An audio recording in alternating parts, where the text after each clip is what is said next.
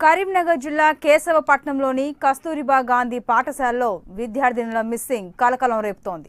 నిన్న రాత్రి నుంచి 5 విద్యార్థినులు అదృశ్యమయ్యారు. వీరంతా 10వ తరగతి చదువుతున్నారు. పాఠశాల యాజమాన్యం పోలీసులకు ఫిర్యాదు చేయడంతో దర్యాప్తు చేస్తున్నారు. ఐశ్వర్య, తేజశ్రీ, రేణుక, రేవణ్య, భావనీలుగా విద్యార్థినులను గుర్తించి వారి ఫోటోలను పోలీసులు విడుదల చేశారు. ఇక దీనికి సంబంధించి మరింత సమాచారం మా ప్రతినిధి మధుకర్ అందిస్తారు. మధుకర్, చెప్పండి, 5 విద్యార్థినులు ఎందుకు కనిపించకుండా వెళ్ళిపోవాల్సి వచ్చింది? అంటే పాఠశాలలో ఏమన్నా టార్చర్స్ లాంటివి ఏమైనా జరిగిందా? సంతోషి, ప్రస్తుతం కరీంనగర్ జిల్లాలో కలకలం రేపుతున్న ఘటన ఇది. కస్తూరిబా పాఠశాల కేశవపట్నం మండల కేంద్రంలో ఉంటుంది.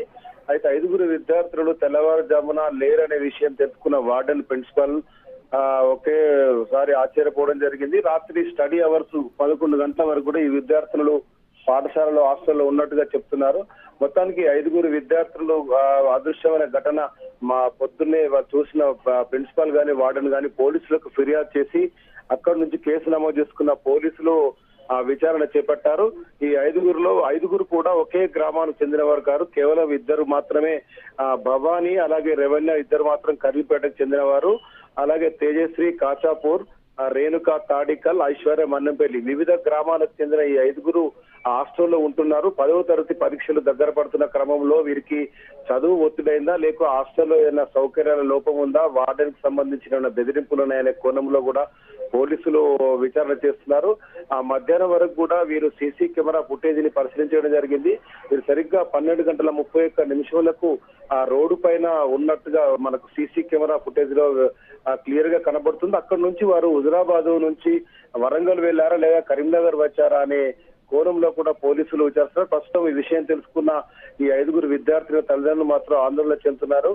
వీరి కోసం ఇప్పటికే పోలీసులు బృందాలుగా విడిపోయి ఐడెంటిటీ కోసం వెతుకుతున్నారు. వీరి ఫోటోలను కూడా మీడియాకు రిలీజ్ చేయడం జరిగింది. 5 గుర్తించి తమకు సమాచారం ఇవ్వాలంటూ కూడా చెప్పడం జరిగింది. సంతోష్ని, మధుకర్, అంటే ఈ బాలికల తల్లిదండ్రులు అంటే ఏమైనా చెప్పడం జరిగిందా? ఎప్పుడైనా తల్లిదండ్రులకి హాస్టల్లో ఇలా ఉందని కానీ, పాఠశాలలో పరిస్థితి ఇలా ఉందని వాళ్ళు చెప్పుకోవడం కానీ, ఏమైనా ప్రాబ్లమ్స్ గురించి డిస్కస్ చేసుకోవడం ఏమైనా తల్లిదండ్రులు వెల్లడించారా?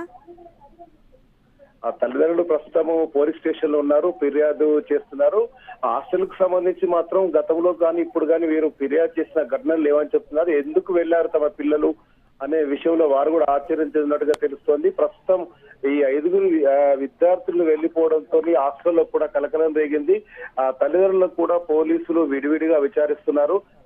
ఇప్పటికే హాస్టల్ వార్డెన్, కళాశాల ప్రిన్సిపల్ కూడా వీళ్ళు విచారించడం జరిగింది. గతంలో కూడా ఈ కస్తూరిబా గాంధీ పాఠశాలలో కూడా విద్యార్థులు వెళ్లిన ఘటనలు కూడా జరిగాయి. ఆ కోణంలో కూడా ప్రస్తుతం పోలీసులు విచారిస్తున్నారు. సంతోష్ని. Okay Madhukar, thank you.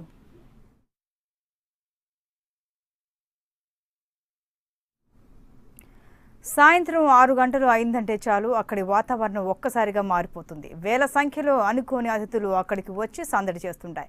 అవి చేసే అద్భుత విన్యాసాలు చూపర్లను తమ వైపు తిప్పుకునేలా ఆకర్షిస్తున్నాయి. కిలకిల రాగాలతో ఆ ప్రాంతానికి సరికొత్త శోభను తీసుకొస్తున్నాయి. ఆ అనుకోని అతిథుల విన్యాసాలపై ఏపీ 24/7 స్పెషల్ స్టోరీ.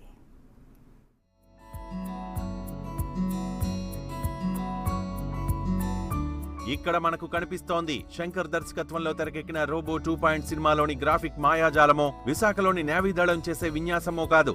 జగిత్యాల జిల్లా కోరుట్ల పట్టణంలోని మినీ ట్యాంక్ బండ్ వద్ద గత కొన్ని రోజులుగా పక్షులు చేస్తోన్న అద్భుత విన్యాసాలు. ఇది నిజం. ఎప్పుడూ ప్రశాంతంగా ఉండే కోరుట్ల చెరువు గట్టు దగ్గర పక్షుల రాకతో పండగ వాతావరణం ఏర్పడింది.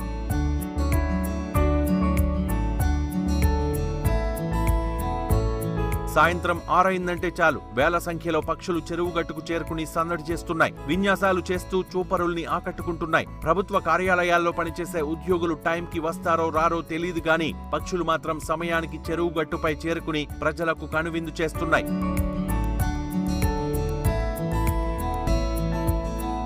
వేలాది సంఖ్యలో చేరుకున్న పక్షులు ఆకాశంలో వరుస క్రమంలో ఒకదాని వెనుక మరొకటి వెళుతూ స్థానికులకు మధురానుభూతిని పంచుతున్నాయి.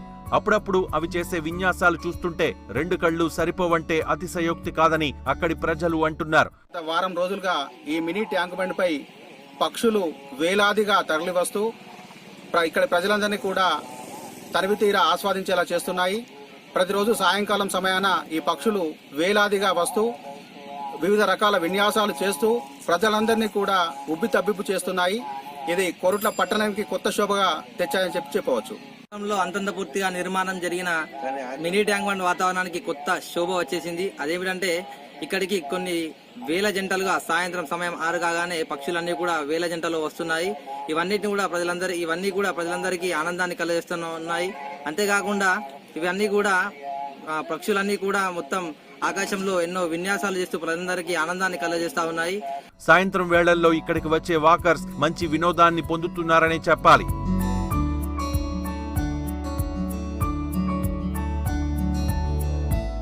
రోజంతా ఎవరి పనుల్లో వారు బిజీగా ఉండి సాయంత్రం పక్షులు చేసే విన్యాసాలు చూస్తూ ఎంజాయ్ చేస్తున్నారు.